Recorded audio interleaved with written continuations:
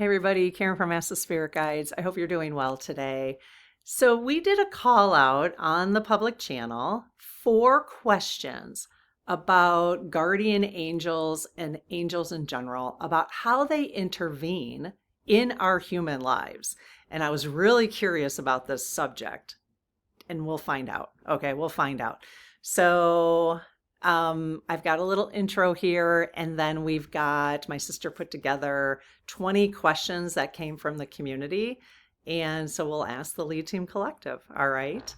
Okay, so have you ever wondered if that mysterious stranger who appeared during your darkest hour was more than a good Samaritan? Has that ever happened to anybody here? Tell your stories, please, in the comments because they're so interesting to hear about.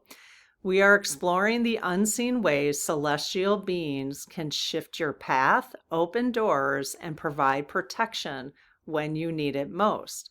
From physical manifestations in a crisis to quiet nudges that steer you away from danger, we dive into how these guardians intervene in our daily lives. Okay, so let's call in the Lead Team Collective here. So I got a little prayer. If you're new here, I will pop up a Start Here playlist up in this corner at the end of this video. So if you want to dive into some of more basic information about what we're doing here, that would be a good place to start. All right, I close my aura to all but my higher self, the God consciousness, my guides, guardians, the Lead Team Collective, and only those of the highest and purest light. And ask Archangel Michael to please protect my channel, your channel, the Lead Team Collective, our community, so it is all of the highest and purest light. Amen. Okay, Lead Team. Excuse me. I'm going to back you up a little bit so you can see the rods a little better. How you doing today, Lead Team? Thank you for being here. Yes, they're excited. We really appreciate all your support of our community, each individually and collectively. So thank you, thank you, thank you. Really appreciate all your efforts in helping us guide these strange human experiences we have. So really appreciative. So we've got questions about how angels intervene in our lives. Is there anything in front of me that's not in our highest and best to ask? No. Okay, great. So let me just confirm before we get started.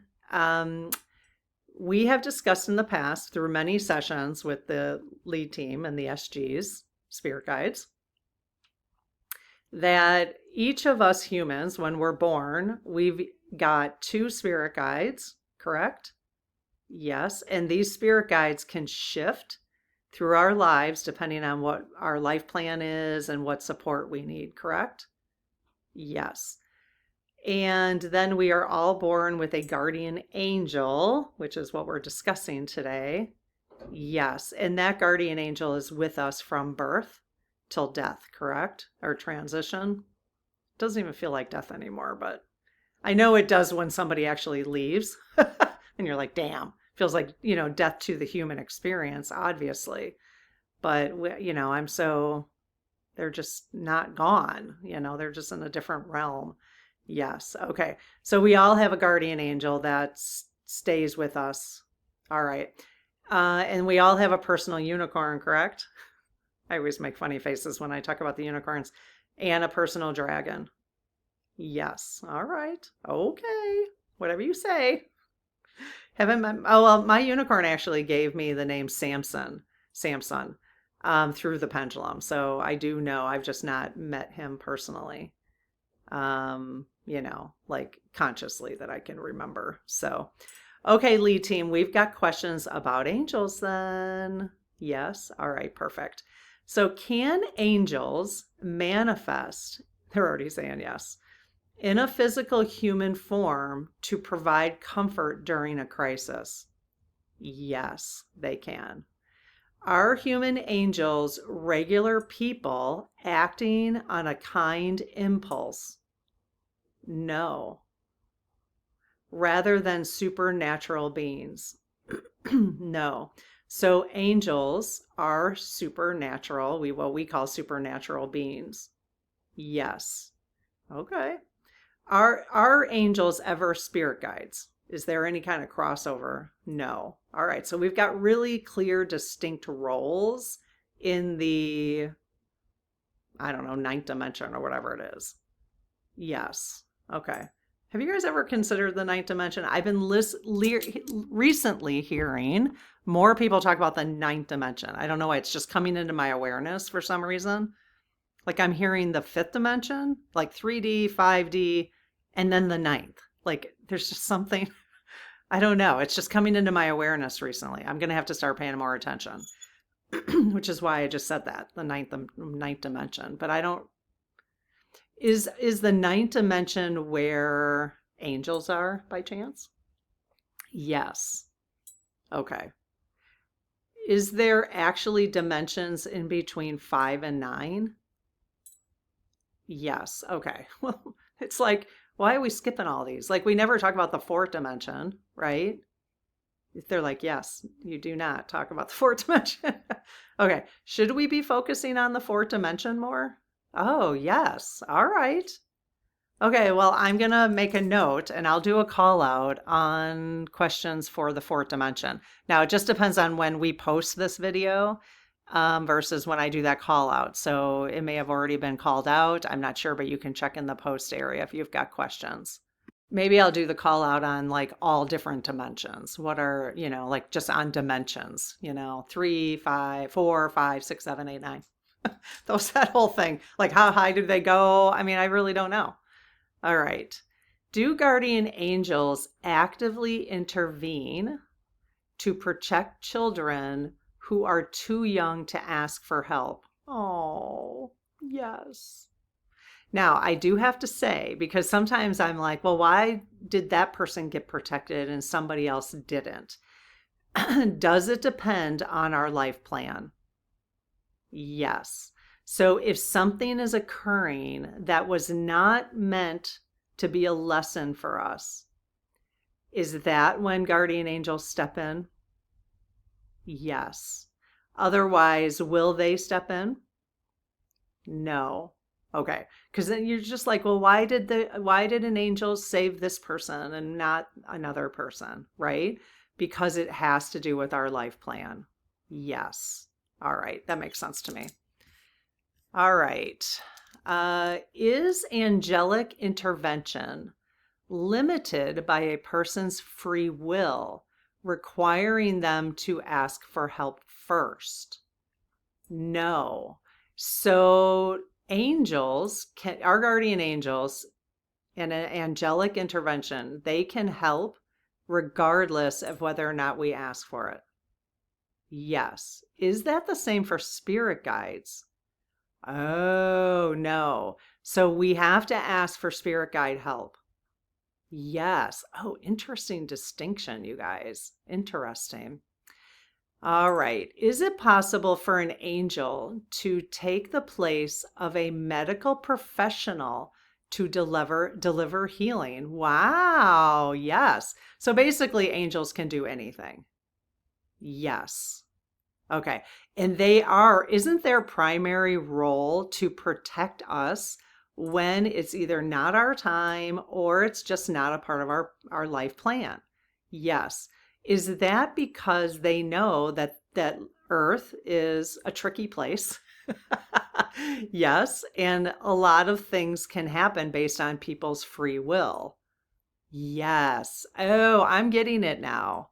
I'm very open today, I have to say. I've recorded a few videos and I'm like, I'm really understanding things from a different perspective. And it may be, now I may not post this video until January because I'm trying to do a little backlog of topics that are not timely for when I'm on a cruise. Okay. But I'm recording this the day before 3i Atlas is here. And if you haven't listened to the 3i Atlas video, it's very interesting. If you haven't listened to it, don't worry if it's, just because it's, it's past December 19th, which is when 3i Atlas was closest to Earth. That conversation really opened my eyes, and I hope you'll listen to it. I'll post it right here at the end. Okay. Excuse me. I better make a note of that. It's really about 3i Atlas being a catalyst for our change individually. So again, if you haven't listened to that video and you're ready for it, it's it was very enlightening for me, very helpful. In fact, I want to take some notes in my journal about it, I think. All right. Let's see, where did I stop? Is it possible for okay, we talked about that, the medical professional. Are miraculous medical encounters instances of hospital miscommunication? What? That's an interesting question. Yes, I got to think about this. Is miraculous medical encounters?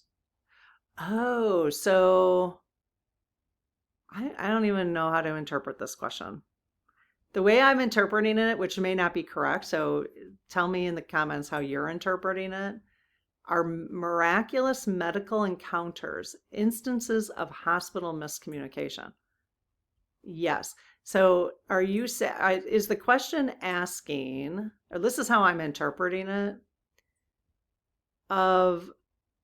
is the miscommunication intended so that miraculous medical situations can occur? Oh, okay, yes. And so are angels purposefully messing with the communication so that certain things can happen? Yes. Now, I don't know if that's what the question was intended, but that's how I interpreted it. Do angels use internal nudges or physical pulls to alert us to immediate physical danger? Yes. Yes. Does it always work? No. So this is why we got to take more and more care of ourselves so we can pay more and more attention to when we are getting that guidance. They're saying yes.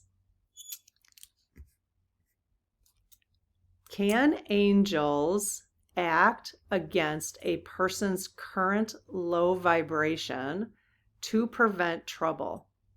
Yes. So angels are pretty powerful, correct? Yes. All right. So let me just ask the opposite question, though, because this is where I thought this question was going. Can angels act against a person's best interest? No, they cannot. Okay. Would they even consider it? Never. I just said never, as if never is one of the responses. No, they would never consider it. Is the law of attraction an absolute barrier that prevents angels from helping someone in a negative state? No. Okay, so law of attraction has nothing to do with whether angels can help us or not? Yes. Okay. So that's good to know. Again, angels don't need, law of attraction does not get in the way of their assistance, correct? Correct. Okay, yes. However, law of attraction, if it's in our life plan to learn how to utilize law of attraction or to manifest certain things in our lives, then they would not interfere. Is that correct? Yes. Okay. So it all has to do with our life plan. So don't feel like you're being ignored. Our angels, are our guardian angels ever ignoring us if we need assistance? No. But they're going to protect our life plan and our lessons we are meant to learn. Yes. Okay. And this is when, I don't know if you guys caught the pendulum session that I had with Edgar Casey. But he said, again, there's really some profound things have been coming up recently since we stopped talking about politics.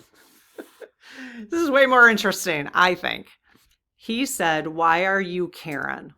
Why are you Sue? Why are you Jim? Why are you? And I've never thought of it that way before. And this is stuck in my head. Like, why are you? Why did you come down? What life plan? What is your life plan? What is your life plan? You don't need someone to tell you what your life plan is. I think with your life experience you have so far, you could probably, if you sat with your intuition, you could probably guess what your life plan is. What lessons are you meant to learn? Have you been learning? What things are hard to make stick, right? That is part of your life plan. And our guardians are not going to get in the way of that. So why are you, Karen, just change your name, Edgar Casey? If you did not catch those two videos, I will post them right here. Those were really good. Let me make a note of that too. Does each guardian angel typically oversee exactly, wow, 3 humans at the same time? No. Okay. Is there any exact number that guardian angels can oversee? Oh, yes. I didn't expect them to say yes. Okay. Do guardian angels ever oversee more than one human having or spirits having a human? Yes. Okay. Having a human experience. Yes, they do. Do they oversee 3? No. I'm just checking again. Do they oversee 2? Oh, yes. With the 2 that they oversee, do they typically come from the same higher self? Oh, okay. All right. Well, here's a different question. Do guardian angels typically oversee spirits from 2 different higher selves on Earth? No. Okay. So they're only working with one higher self at a time? Yes. Okay. But that higher self can have multiple lifetimes at once? Yes. And so they can oversee 2 of those lifetimes? Yes. Okay. Interesting. That kind of makes sense to me because then, it's not so complicated probably, let them focus their energy or whatever. Are angels able to monitor and assist all their assigned humans simultaneously? Yes. But we've concluded that they only assist 2 at a time. Is that correct? Yes. And they're able to do it simultaneously? Yeah, it makes sense. Is it possible for a spirit guide to eventually evolve into the rank of an guardian angel? Yes. Is that something? Okay, so one thing we've learned by having conversations about unicorns is that human or horses come to Earth to ascend to become a unicorn.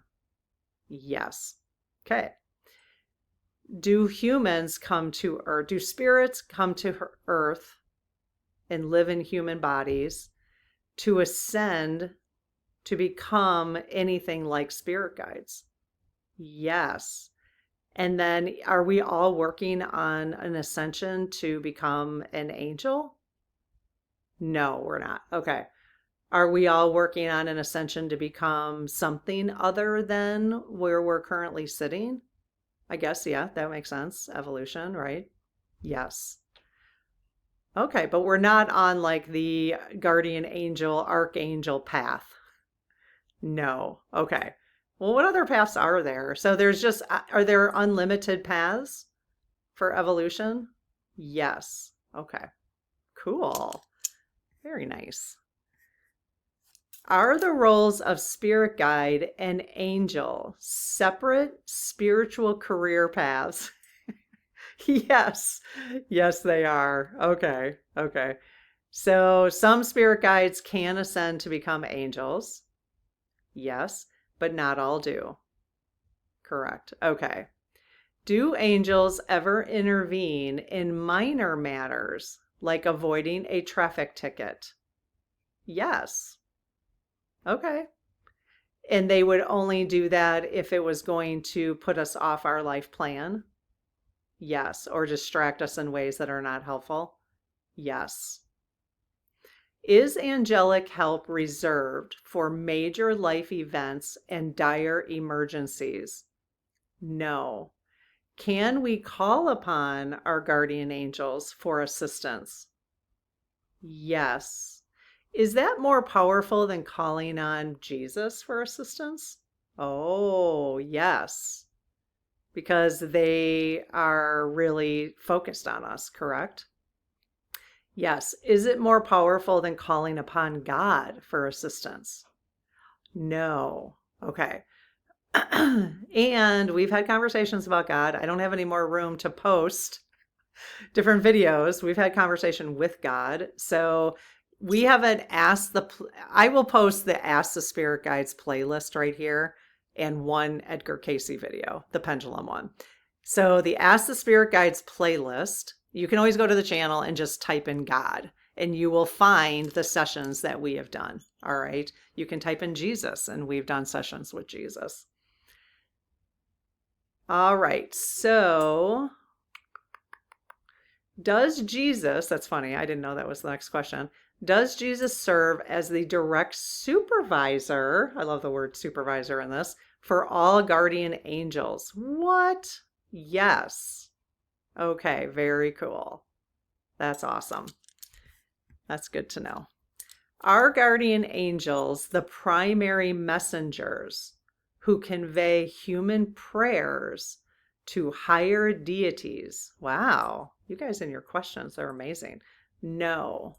So I got to think about this. Are guardian angels the primary messengers who convey human prayer to higher deities? So no, not the primary. So are there angels who can convey human prayer to higher deities? Yes. I haven't really used the term higher deities before, or deities, so okay, yes. Do our guardian angels ever wish they could just take a vacation day when we are being particularly stubborn? You could thank my sister for those. Always the last question is so delightful. Yes, they do wish they could take a vacation. So stop being stubborn. Stop being so stubborn and listen to your angels. Listen to your guides. Yes. Okay. Okay. My little closing is whether you believe these interventions are divine or the power of your own intuition, there is a profound peace, I think, in knowing you never have to walk your path alone. Stay mindful of the subtle shifts in your day. Your protectors might be closer than you think. All right, you guys, have an amazing one. I hope this was delightful and a good use of your time. If you enjoy these kind of conversations and exploring these things, then give me a thumbs up on the video and subscribe. All right, take care. Bye-bye.